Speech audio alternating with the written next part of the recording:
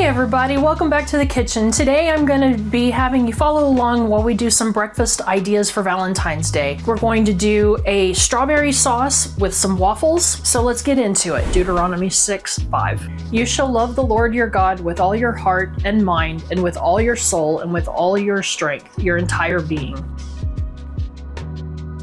I've prepped most of my strawberries here by taking the stem off and decoring it. I was going to show you how I did that real quick. I've got this neat little gadget that I got off of Amazon. It came as a 3-pack and it works really good for strawberries. It works great for tomatoes. Highly recommend it. What I do is I pull off the greenery so it doesn't break off, get cut off in your strawberry, and then you simply scoop out the stem. I'll show that one more time. Take off the greens and core. And you're done. Now I'm going to give these a good rinse and cut them into small pieces.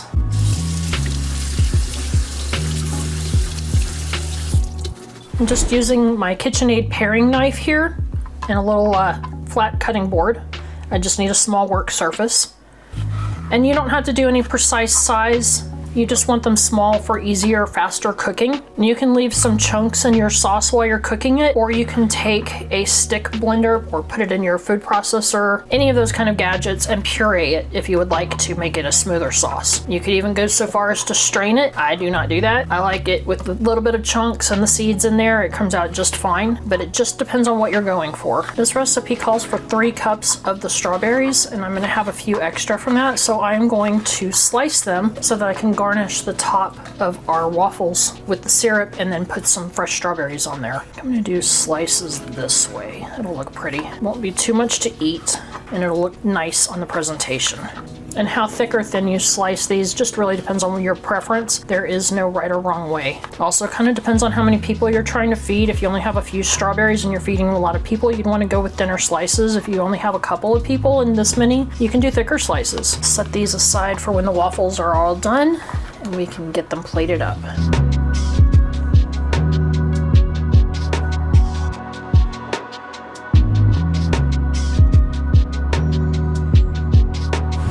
For the waffles, I'm going to use 3 cups of the Krusteaz pre-made mix, but to enrich it with more protein and flavor, I like to add 2 cups of milk, 2 eggs, and 2 teaspoons of vanilla because I like to have the vanilla flavor in my baked goods. For my waffle making, I'm going to be using my new Cuisinart 2-burner waffle maker. I love this thing so much because it has a compact footprint. It's not multiple waffle irons.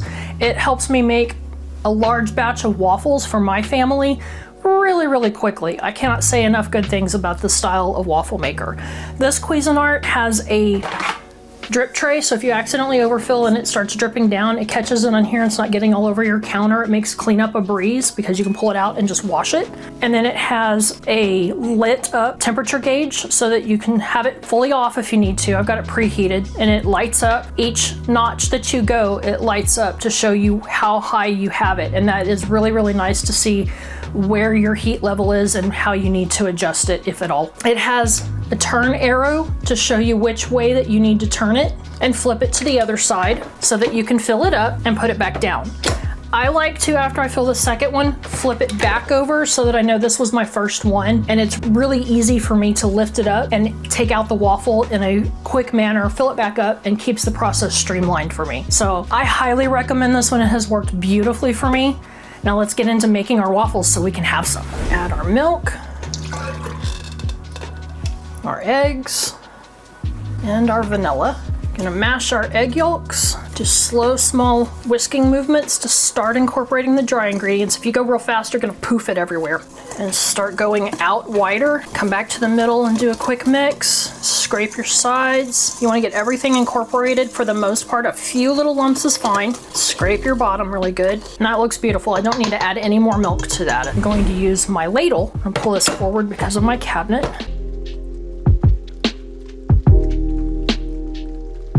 You don't want to overfill these. Kind of start circling it out. I can put a little bit more in here, so about half a scoop. Roll it out because it will puff up quite a bit.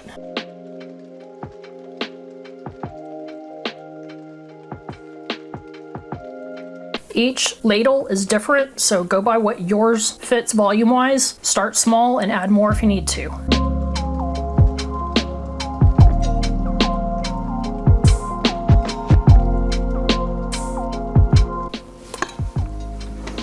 Okay, flip it back over. Now we'll sit and wait for the timer to go off. It'll be a loud beep to let me know it's ready, and then we will continue on. I've got a platter here ready to receive our waffles as they come out, and I put a towel down over it so I can cover them up and help keep them warm as possible while I'm cooking the rest of them.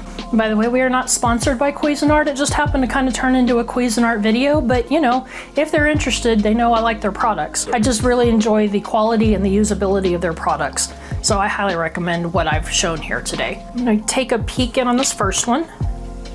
Oh yeah, that looks beautiful. So you don't want to scratch your non-stick coating, so I kind of go right above it and start lifting. This is a little bit on the soft side, but that's just the way TBK likes it. If you like it crisper, leave it on there longer. I'm going to add more of the batter.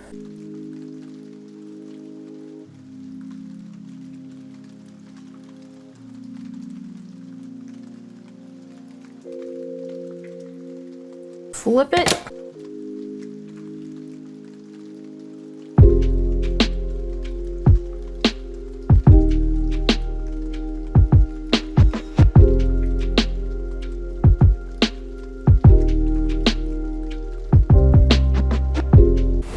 Get this ready for my next one.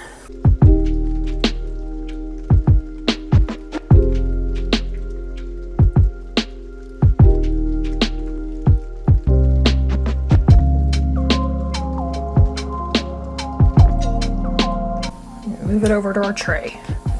The fork also helps you to lift it up and over without burning your fingers off.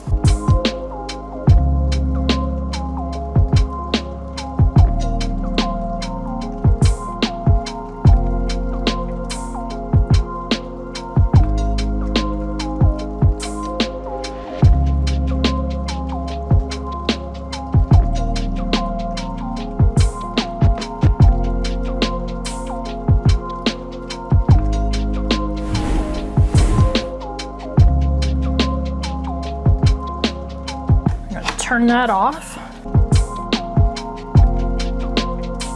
These are a little bit trickier to get out when they're not all the way to the side. Just be careful and do the best you can, trying to lift on the waffle itself.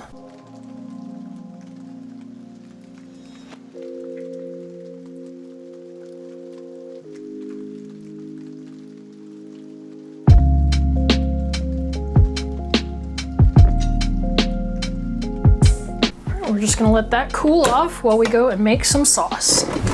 The ingredients for the strawberry sauce are 3 cups of chopped strawberries, 1/4 cup sugar, half a lemon juiced, 1 teaspoon pure vanilla extract, and 2 tablespoons of water. To make the sauce, we are going to use my 3-quart Cuisinart pot. I love this thing. It's got a nice thick bottom to it, and that helps with even heat distribution. It won't warp the same as a thin bottomed pot will do.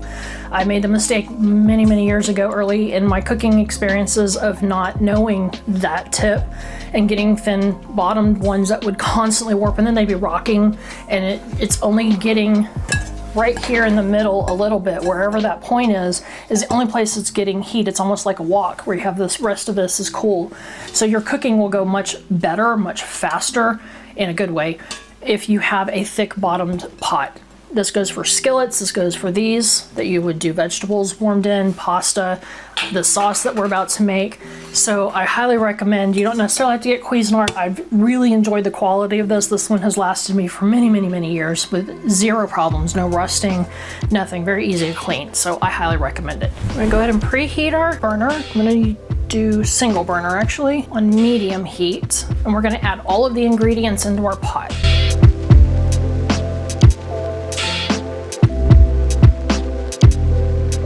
Lemon juice, water,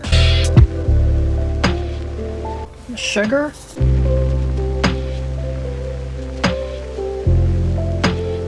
and the vanilla. And give that a little bit of a mix to incorporate the sugar, get it moist.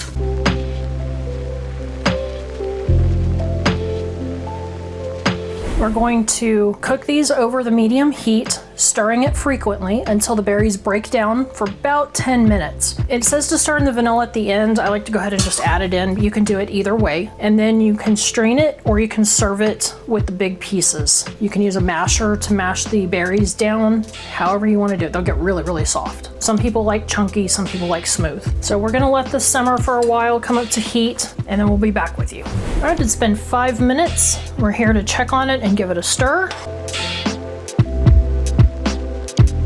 You can see they're kind of starting to soften a little bit, kind of relaxing, but they're still pretty chunky, pretty hard.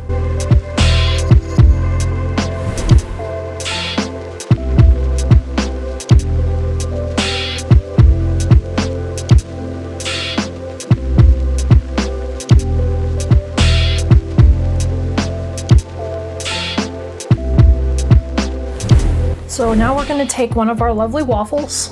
TBK doesn't like butter on his waffles, so I'm going to omit that, but feel free to add it if that's what you like.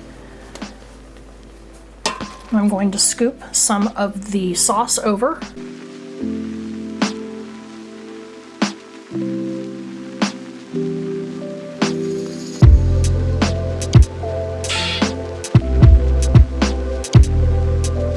And add a few of those fresh strawberries that I had left over.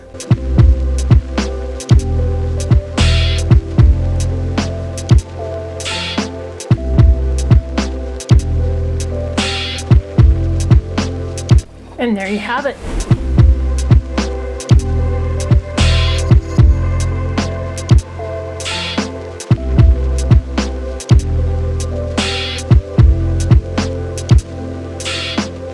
So now this is all ready for TBK. TBK, you want some waffle? Sure. Come and get it. Okay. Oh, nice. Is this that strawberry waffle? Yes, it is. That's what I've been smelling. Oh my goodness. Just the way you like it, no butter. Thank you. Good? That's really good. The fresh strawberry really makes it pop. Adds Nice. a lot of flavor to it. And it's nice and sweet, but it's not overly sweet. One of my biggest problems and pet peeves with waffles and pancakes is you drench it, most people do, in syrup. But this is so light and fruity and nice that it's just very enjoyable. And then you get a little bit of the sweetness with the cream, the whipped cream on top. And even if the whipped cream melts, that's okay because it just adds the cream flavor to it. And if somebody's going for less sugar, they could always edit the recipe to their liking and add a little less sugar and make it better in that manner too. Yeah, so whatever they prefer in theirs. Yes. Well, this is really good. Do you mind if I go ahead and keep it? No, you may have it. That is all for you. Sweet, awesome. Thank you so much. You're welcome. Thank you, ma'am. Happy Valentine, sweetie. Happy Valentine's.